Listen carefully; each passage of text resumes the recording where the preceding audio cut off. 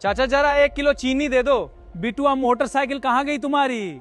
चाचा, भाजपा सरकार ने फिर पेट्रोल के दाम बढ़ा दिए, मोटरसाइकिल घर में खड़ी कर दी है। अरे हाँ, हम भी परेशान हैं। कब तक चलेंगे ये महंगाई? हर साल हम गाड़ी करके तीर्थ यात्रा को जाते थे, लेकिन पेट्रोल के दाम अब इतने बढ़ गए हैं कि यात्रा कैंसिल ही करनी पड़ गई। बजट से ही बाहर हो रहा है सब कुछ। ठहरिए, मोटरसाइकिल घर में खड़ी करके या तीर्थ यात्रा कैंसिल करके आप सोच रहे हैं कि महंगे पेट्रोल की मार से बच जाएंगे, तो आप बिल्कुल गलत सोच रहे हैं।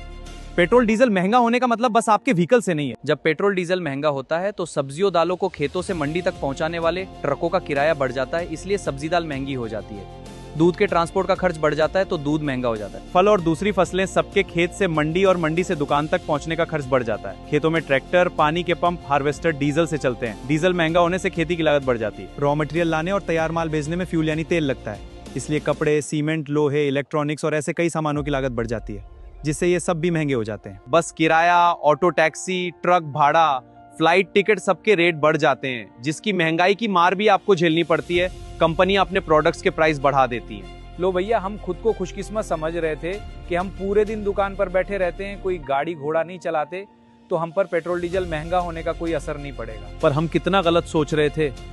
पेट्रोल डीजल के बड़े दाम तो हमारा बजट ही बिगाड़ देंगे। मतलब हम चाहे पैदल ही क्यों ना चलने लगे, फिर भी ये पेट्रोल डीजल के बढ़े दाम हमें खून के आंसू रुलाते रहेंगे और ये भाजपा सरकार हमें चैन से सोने नहीं देगी। सही कहा, भाजपा जाएगी तभी चैन की नींद आएगी, वरना ये महंगाई ऐसे ही रुलाएगी। बिल्कुल सही कह रहे हो। भाजपा राज मतलब महंगाई के बाद महा महंगाई का वार ही वार।